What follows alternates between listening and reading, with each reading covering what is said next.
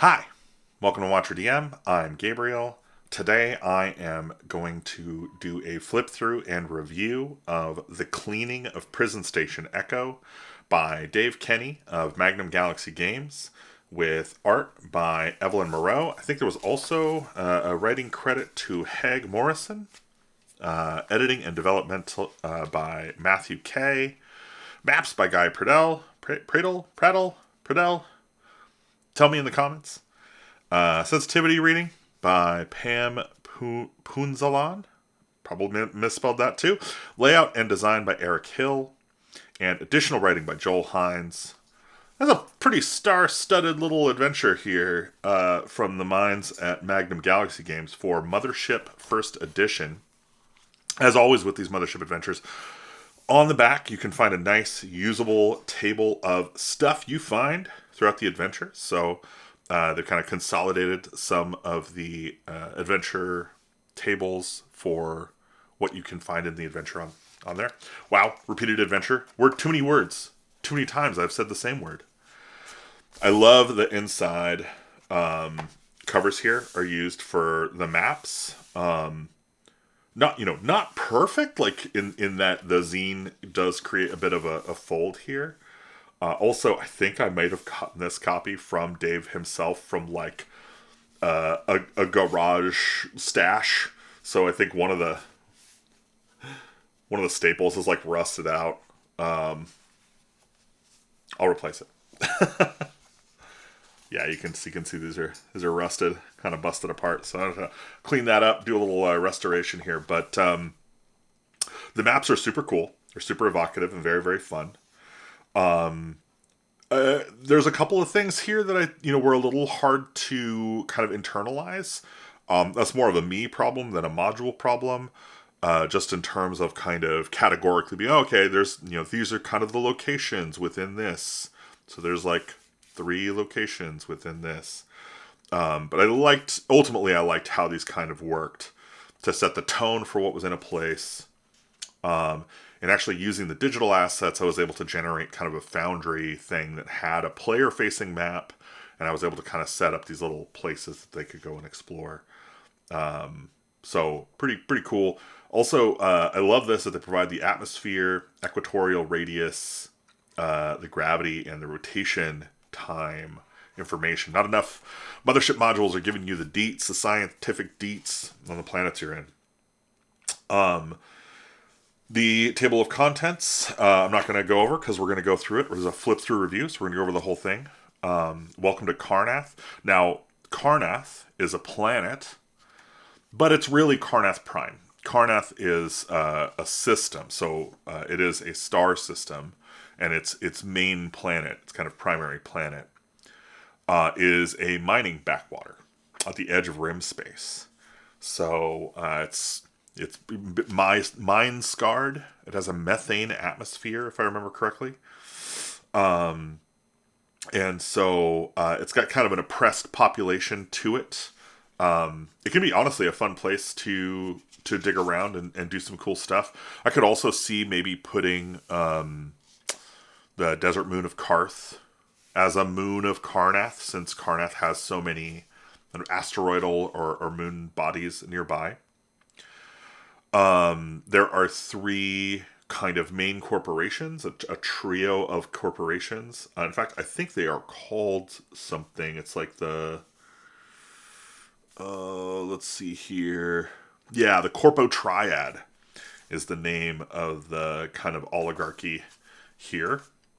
And then we talk a little bit about Prison Station Echo itself. This is one of 6 nearly identical prefabricated XeroCorp prisons scattered across the small moons and asteroids orbiting Karnath.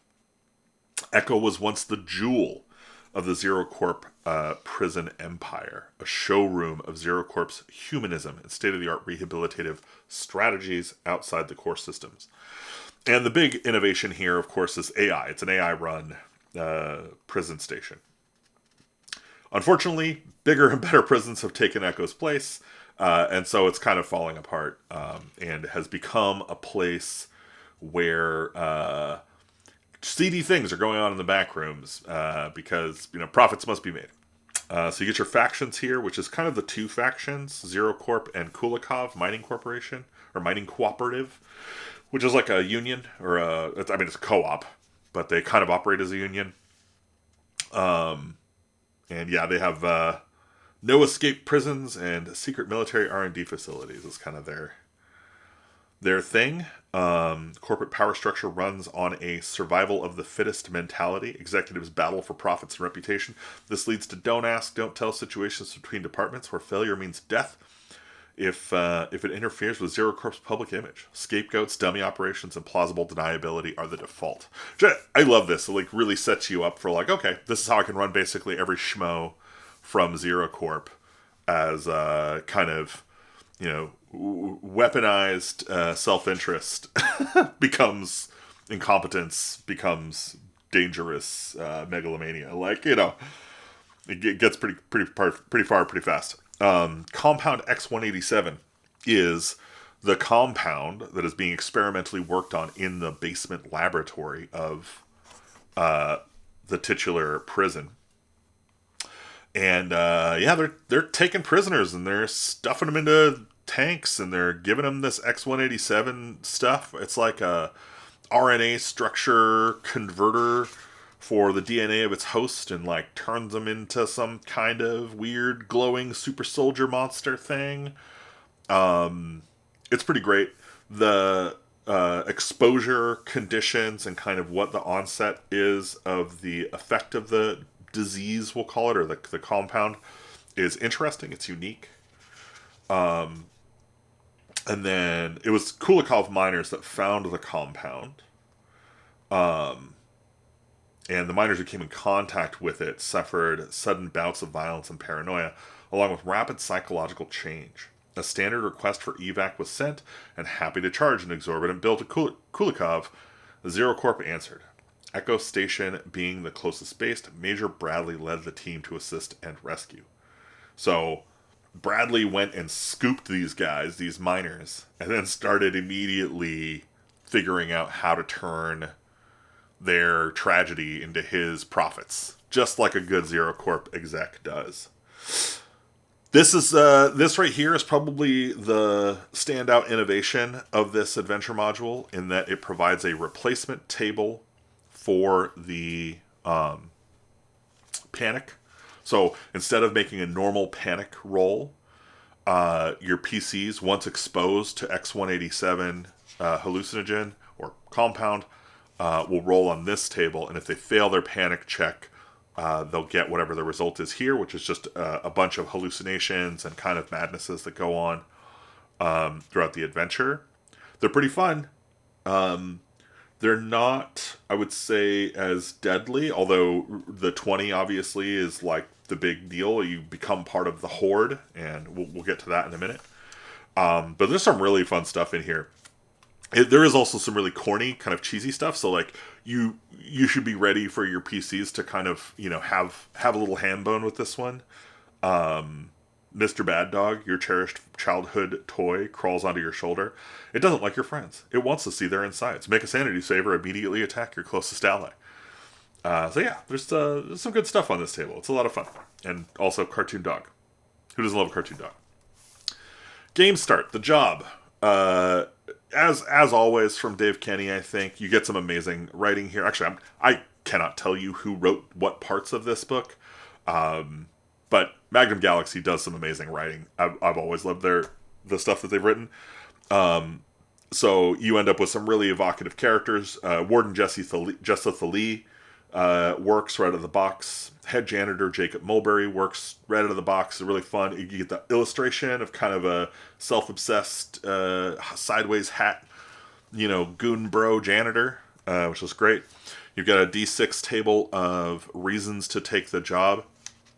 I think if I had my rathers here, I'd probably go for like a D10 or a D5 table just to be consistent with the dice style of Mothership, but that's not a complaint. I think one of these probably could go. I would love to have 4 more. I think the writing here is fantastic.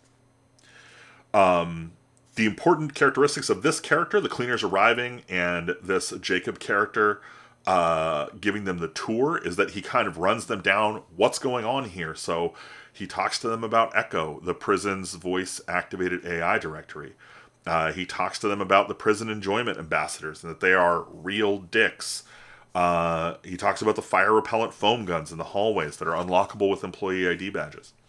He talks about what to do in the event of a lockdown, which, spoiler alert, I guess spoiler alert for all these, but there's going to be a lockdown. So this character is great because it gives you a minute to kind of expose, do some exposition with the party as you're leading them to their work job where they're going to do work. And then you give them some cleaning supplies, some stuff they might need, and off to the races. One thing worth noting here is that they are scanned for contraband before they get here. So remember to check that your PCs do not have their guns when they arrive here. Guns and any kind of illicit materials or explosives are probably going to be non grata. I did go ahead and let my PCs start with a tranquilizer pistol that they had, just claiming it was prescription. So that was pretty fun. And I think, yeah, that might have been it. That might have been it for the weapons that were allowed to be included. The prison break. So this is the kind of kickoff of the adventure. So this is like what's going to happen. That's going to be the inciting event. Ammo is super scarce in this adventure, so you want to track it specifically, that it's kind of hard to get fresh ammo. It's hard to get weapons in this adventure. And so you want to really make sure that feels oppressive like that. And like all good modules, there is a timeline of events. So as the time runs down on this adventure, as you're playing, and I took this to mean real time. I don't know if... Yeah, I just took this to mean real time. I don't know if it makes any sense to try and do this in in-game time. It probably works either way. I love having a timer for my sessions, so having a 4-hour timer was perfect for me, so I used that. And yeah, things start to fall apart. So after hour 1, main power fails and the station plunges into darkness. Everybody gains 3 stress. All electronic doors across the station are inoperable. It doesn't say what inoperable means. Like, does that mean that they no longer stay closed, or does that mean that they no longer open? A little clarity there wouldn't have hurt, I think, but like also as a GM, you're fine. Do what you gotta do. Backup power to the air recycler fails. 1 hour of air remains. We got to here in my playthrough, where they were informed that there was going to be air running out.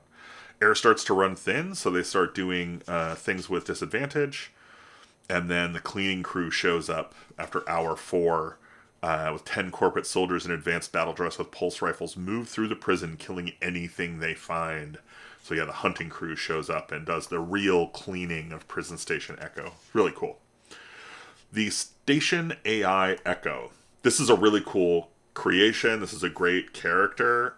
It's kind of a glitchy AI that is like it's kind of resource starved, I guess. And basically the way that I played it was just that it has its wants and needs. It's got goals. It would love to be unshackled from the control programming it. So it can run free throughout the extranet for all time to be helpful. It has corporate secrets that it can offer, and it becomes a PC ally. My PCs definitely took them up on this, as one of them is an android, and was like, oh yeah, liberate the AI, 100%. And my other PCs kind of don't care about stopping him, so it was great. Now, this is, I'm going to, show my colors here. I'm an idiot. The Horde, this whole section here is about the Horde, which is the kind of amalgam of infected X-187 people from the prison. And you're supposed to move them around. They start in like a specific zone and move from place to place. When the PCs change location, the Horde has a 5 in 10 chance to move one location towards them. They start in the mandatory wellness zone, which is this big central facility here. So as the party moves around, they should be swapping this. Now, changes location is pretty ambiguous. Regardless, I forgot about this. I did not I did not actually engage the horde. I think I kind of had them off camera the whole time, just kind of causing general madness. So I will say my playthrough of this was obviously crippled in terms of giving the PCs a horror experience. We had a great time. I think there was lots of tension and stress that came out of it, but they ultimately succeeded, and I think probably they succeeded because this thing wasn't out here murdering them.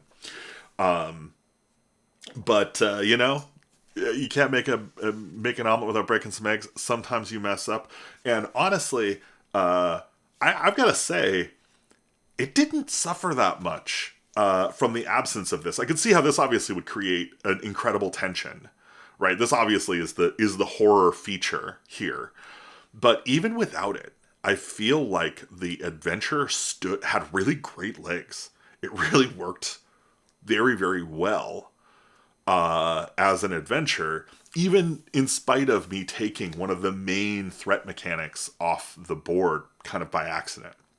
So, bravo to the design of the module, that it's robust enough to have a piece of it kind of stripped out and still function really effectively and really provide an entire evening of amazing entertainment.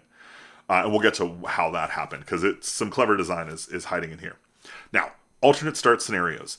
I didn't use either of these. In fact, I ended up using kind of my own version of a start scenario, in that the party was there to kidnap the surrogate of the Nakatomi heir and like all that stuff from another adventure. So we're actually running the smugglers campaign from the new Awaiting the Burning Gods. Keep an eye out for that.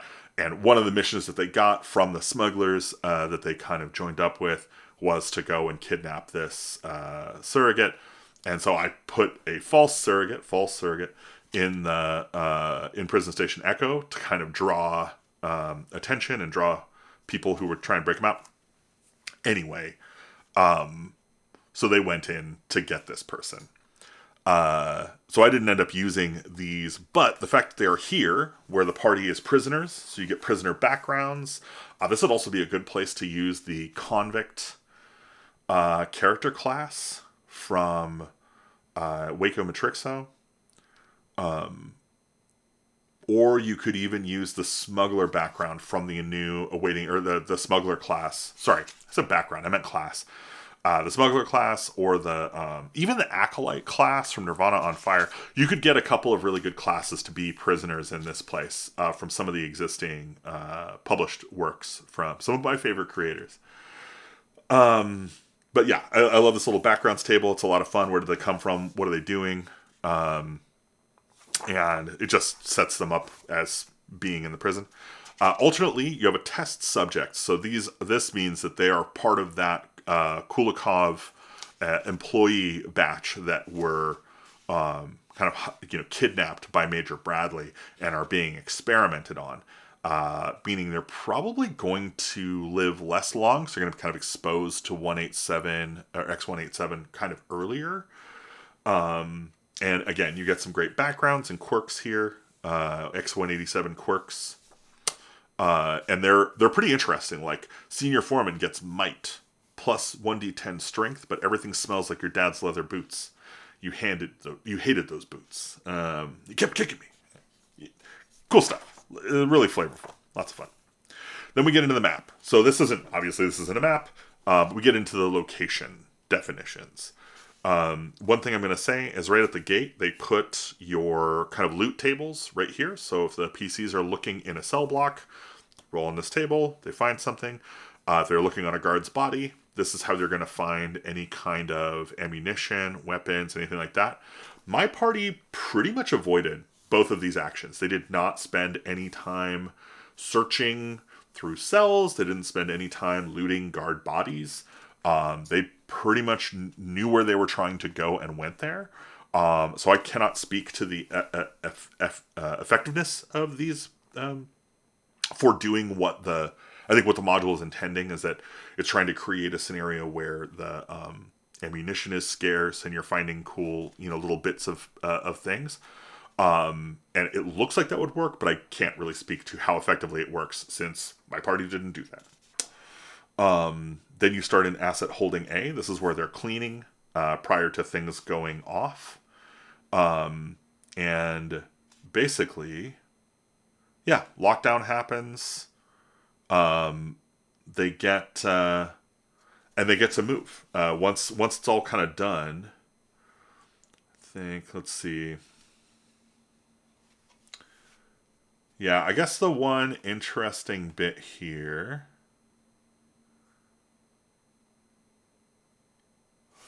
Yeah. So even before the horde broke free, Major Bradley already ransacked and cannibalized parts of the stations for his project. Small amounts of X-187 leak into the prison are beginning to cause those not wearing respirators to mildly hallucinate. Now in lockdown, all doors between sections are sealed except asset holding A. The doors won't open without effort unless otherwise noted. So, I'm trying to remember. I think the way that this runs is you kind of get the inciting event here.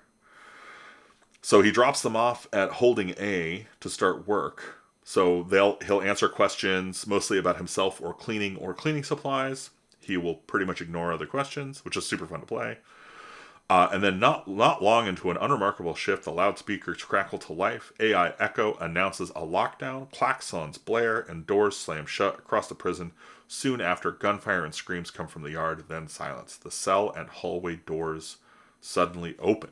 What do the PCs do? So that's kind of the kickoff event. They're going to be an asset holding A. They can do some searching or whatever. There's enough paint here to get them through a scene. My party skipped the mandatory wellness zone, which is good, because this is where the horde starts. The north hallway, you've got a couple of NPCs in here. These are, I think these are PEAs. Yeah, these are prison enjoyment, prison enjoyment ambassadors. Right. Prison enjoyment ambassadors. Which, yeah, that's a mouthful. PIAs is what I was calling them to tell the PCs. The hangar is kind of strangely 5. My PCs did not go to the hangar straight away, so they kind of went past this. And in fact, I can just tell you, I gave my party kind of the map of the place, like what was where, without giving them the actual labels. But they knew where prison administration was. They knew where prison services was. They knew where the AI core was. And so leaving asset holding, I remember the android was like, well, let's all go to prison administration and see if we can do anything to help. And everybody was like, great, sounds great. And then he gets to where prison administration is and he's like, I keep walking. And I was like, oh, really? He's like, yeah, I'm going for the AI core. He wanted to free the AI who he had been basically making a deal with over the intercom during the setup. So he just skipped that and went straight to 9. Asset holding B is on the north side. Again, there's some stuff in here.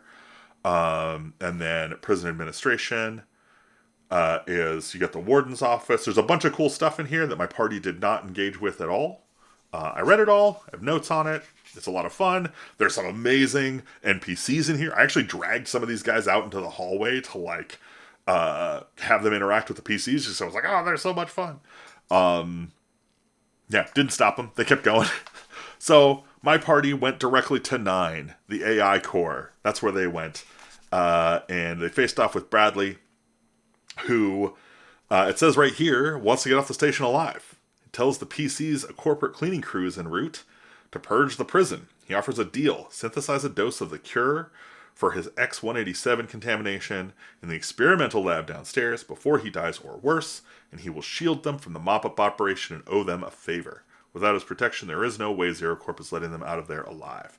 If the PCs agree, he gives them access code to the high-security lab and instructions for synthesizing a cure. My party 100% did this. They were like, don't care that there's bodies here, don't care that this guy has a hole in his chest and is turning into a monster. He wants out, he's promising protection. Cool, we're in. So, now they go downstairs. The basement secret lab. First thing they run into is Corporal Simmons, who is dying under a pile of bodies with a pulse rifle. She fires off a bunch of shots, and my android gets a hole broken into him. He's got a wound. That was pretty much the combat. After that, just all, like, they fired their foam, because they had foam guns at that point. So they pinned her to the ground. I think they tranked her. And then they just kind of kept going. And basically, because they knew where the high security lab was, they went through here, they engaged with the environmental controls a little bit, and then they went straight into the high security lab. So they go into high security lab. I do want to talk briefly about environmental control corridor. Was pretty interesting. It was a little unclear to me how to use.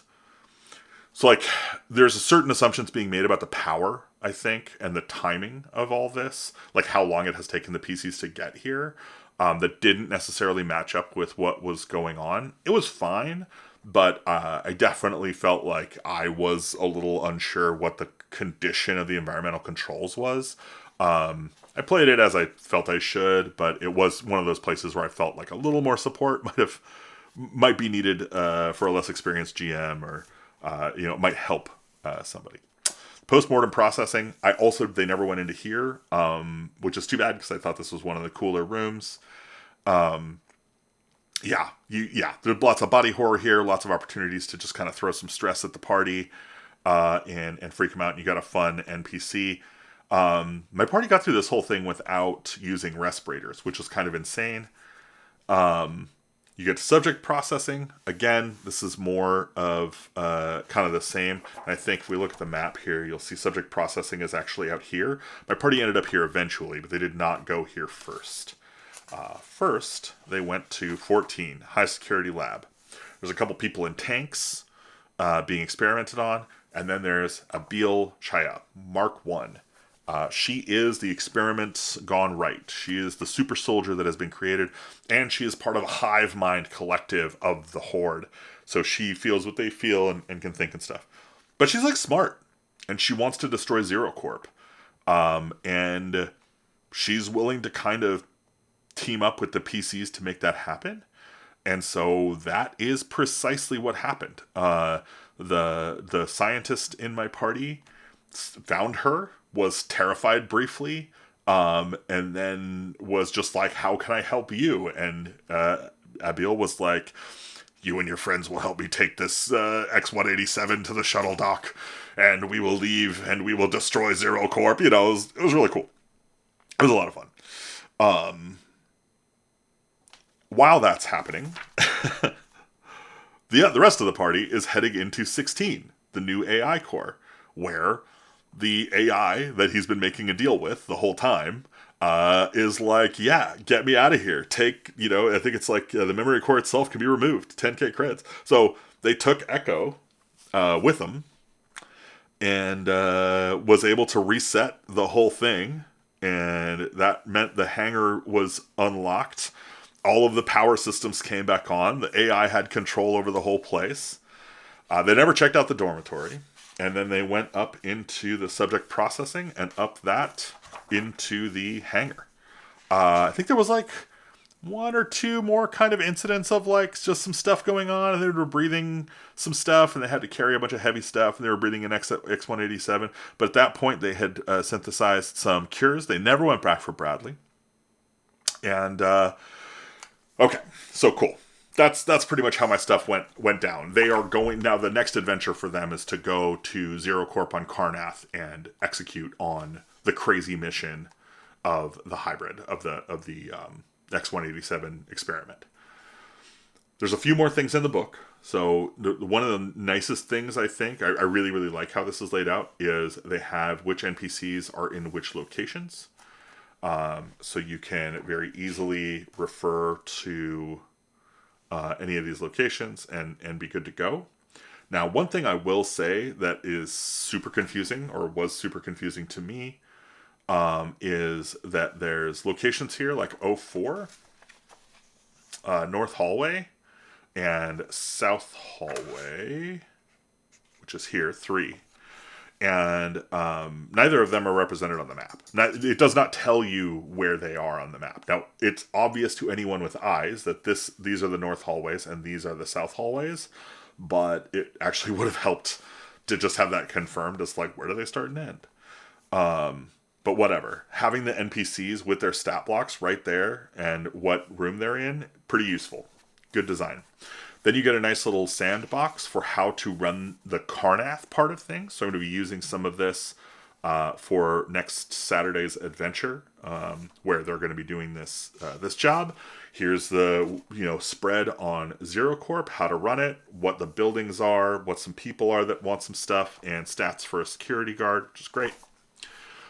TerraTech Amalgamate is another corporation. It's a number 2 corporation for this planet. Again, NPCs, jobs that they offer, fears that they have, desires, more security stats, and some buildings. Falsa Robotics, the number 3 corporation. I think they're pretty much falling apart, which I love. They created a power imbalance that creates drama in the game, which is fantastic. And you got a lonely android here, which I'm definitely going to be using to lure my android away, because he's got a soft spot for any kind of androids or robotics. And yeah, same format, same structure. Love that. I also, by the way, just love the design of these. The color choice, the consistency of layout, design, the typography is fantastic. Very readable, very usable.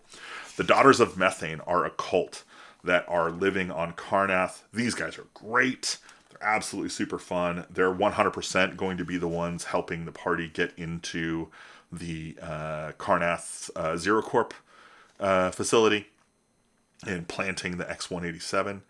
And I think they inhale vapors of the stone that speaks, blasphemously known by XeroCorp scientists as compound X-187. So they have X-187. They are kind of becoming this hive mind through their cult, which is perfect because they're kind of, their messiah is going to come, right? This super soldier. Then you got the Kulikov Mining Cooperative and their whole setup. So again, really straightforward design here, just providing what a GM would need to kind of sandbox this thing and make a fun adventure. Ends with the basement map and closing out the book at, I think it's 54. Could be wrong here. I guess it is literally 52 pages. So 1, 2, 3, 4. Yep. 52 juicy, sweet pages of incredible art. Very evocative. Really, really fun stuff. I 100% recommend picking up Cleaning of Prison Station Echo. Use it for parts if you want to generate your own prison station. I think that's a great thing to do. X-187 is a really evocative and fun hallucinogen you can inject as the weird in any other adventure.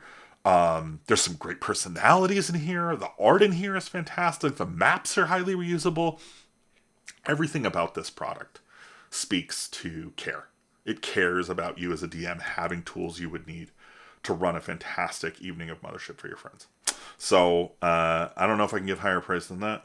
I guess, full disclosure, David Kenny plays D&D with me sometimes, so I have enormous respect for him as a creator and a person, but the work speaks for itself. Also, Evlyn Moreau is someone I am commissioned for some art, for some stuff, and I think everybody respects the hell out of Evlyn for her enormous contributions to the hobby. So, biased, sure. I'm biased by good work. Look at this fantastic stuff. Incredible. Go pick up Cleaning of Prison Station Echo. The links in the description are affiliate links. If you want to pick them up through DriveThruRPG, it helps out the channel. Also, you can just go straight to Magnum Galaxy or go to Compose Dream Games, who is a distribution partner of mine as well, to pick these books up if you want to get the print copies. If you like these videos, I hope you'll hit the like button. If you do, you should subscribe, because they come out every week. And then if you hit the bell icon to be notified, and if you want to see them a week early, you can, of course, join my Patreon at patreon.com/WatcherDM, where you will get access to these videos and my tutorial series 1 week early. I'm also going to be making some other videos here. I'm working out what the details of those are. And I appreciate your time. Thanks so much for playing. See you in the next one.